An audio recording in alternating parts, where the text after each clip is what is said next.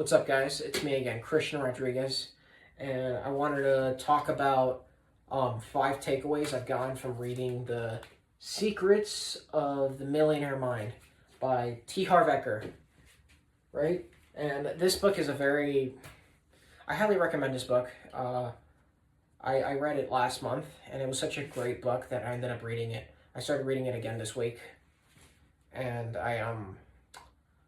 if I made a top 5 for any of my books, I'd probably put this somewhere in my top 5. And I highly recommend you read it if you're an avid reader. But I'm gonna get into it. So the first one is words are more powerful than you think, right? So what I mean by words, I mean of things you say to yourself, whether it's out loud or it's maybe subconsciously in your mind, right? What you say to yourself is true, right? So your subconscious is going to believe it. Your subconscious is going to see it. It's going to be like, okay, it's going to believe what you tell yourself. So don't be that guy who says, I can't afford it. I'll never get in shape. Money doesn't grow on trees, or things like limiting things. Right? Don't say things like that. Don't demean yourself. Don't say I'll never get good at sales.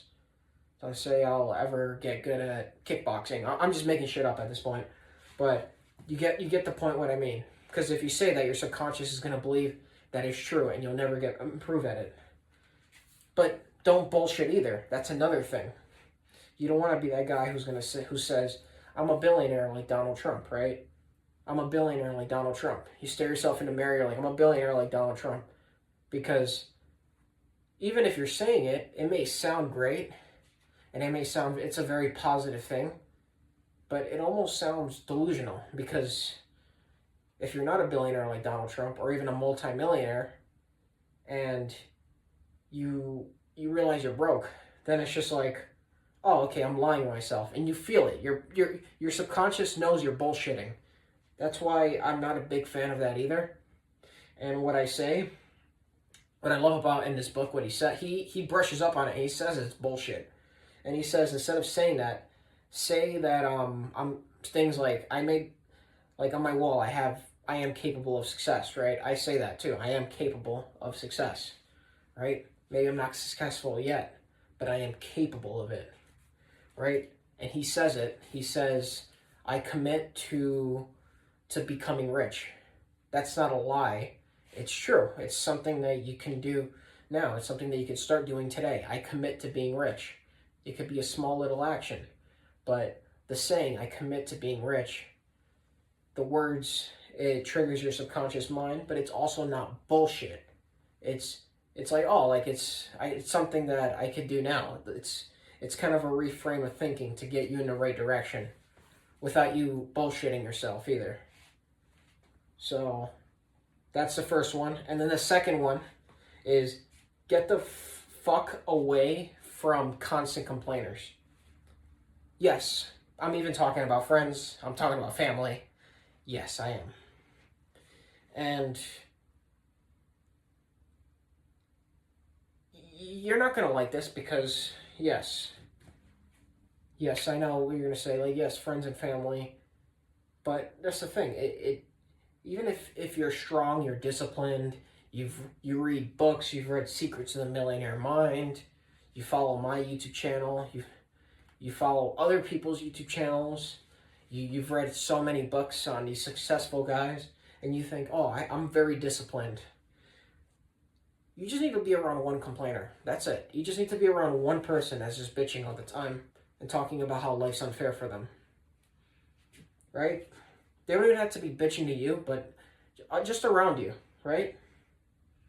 If you've read the 48 Laws of Power, there's a law 10, and it's called infection, stay away from unhappy and unlucky, right? Their negative energy will infect you. And that's the thing, it will infect you. We are affected by the people around us, whether you like it or not.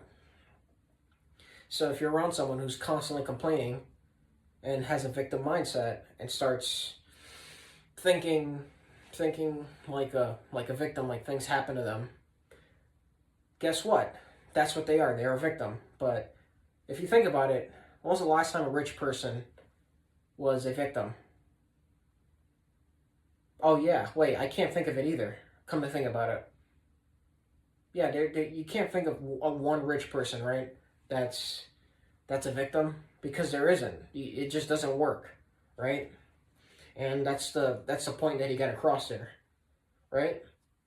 And you want to learn to manage your money. That's the next. I'm sorry. That's the next point. You really want to learn to manage your money. So even high income earners, like many doctors, attorneys, even entrepreneurs, right, end up broke, or they're broke. Maybe they have high incomes, but they're broke because they're spending all their money. And Eckert talks about it. He talks about having different bank accounts, right, for different purposes. And this really resonated with me because I was just like, holy shoot, like no one ever taught me this. No one ever teaches some. No one ever teaches this. No one ever talks about it. But it's just as important. Money is just as important as everything else. If anything, it's probably the most important thing because then it makes everything else in life easier. So yeah, the 5 different bank account thing is pretty genius. If if you want to know more in detail about the 5 bank account thing, I would read the book. I would get the Secrets of the Millionaire Mind. I highly recommend the book. Or if you're not an avid reader, what you can do is get the audiobook. If not the audiobook, you can always go on YouTube, type in Brandon Carter and look up NBA accounting. And you'll be able to find it. It's a little different than what T.R. Ecker's version of having different bank accounts is, but it's kind of the same concepts, and it's very effective. So highly recommend it. And for the next one, which is the 4th one, change your association with rich people. Yes, change your association. So this hit me right at home because I would say that I grew up around, rich people being evil and very different, right? And maybe even snobby. I grew up thinking that, right? But the reality is, rich people aren't so different from anyone. They're not different. They're not very different from the people, from everyone. They're people just like everyone else, right? Just like all of us. They're people. And that's the thing. Many of them aren't even smarter than you. They just played a different game that you don't even know exists. That's really what it is. So just don't try to get rid of that feeling of envying rich people or talking about tax the rich or like this saying, the only the rich get richer and the poor get poorer, which like sounds very like envious. You want to get rid of little things like that, right? You want to get rid of that from your subconscious 100%, because you tell yourself that, right? You tell yourself that 100%. Read that freaking book. Read it. I'm telling you, you probably need to read that book, because one YouTube video from some random guy with a receding hairline is not going to do anything for you. What you need to do is read that book, right? Because he explains it better in depth. But so then the 5th one would be, are you willing to sacrifice? And that's a real question. Are you willing to sacrifice? So I actually have it written right here. So, are you willing to sacrifice seeing friends and family for an extended period of time? Are you willing to sacrifice weekends? Are you willing to sacrifice holidays? Are you willing to sacrifice getting laid? Yes. Are you willing to sacrifice getting laid? Are you willing to sacrifice watching TV? Are you willing to work 16 hours a day? Are you willing to sacrifice hobbies? Because rich people are.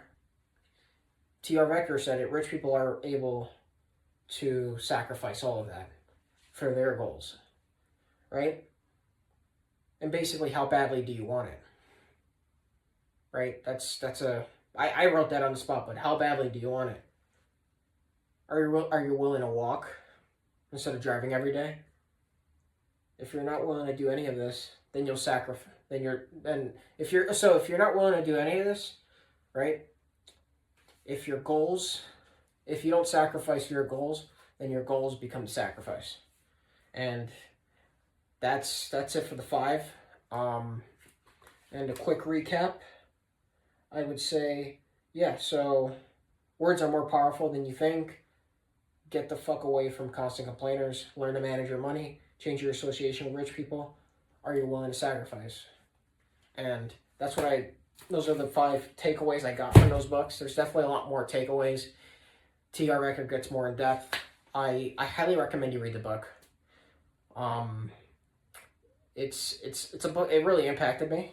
So I wish I read this book sooner. I've only read it a month ago, and the fact that I'm reading it again a month later says a lot. It's not a dense read. It's a very it's a pretty simple book to read. It's not a hard book to read. I highly recommend it. I took longer the first time I read it because I was taking so many notes.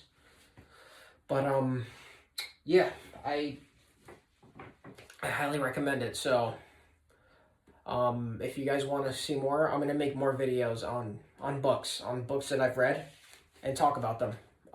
But yeah, subscribe. Take care.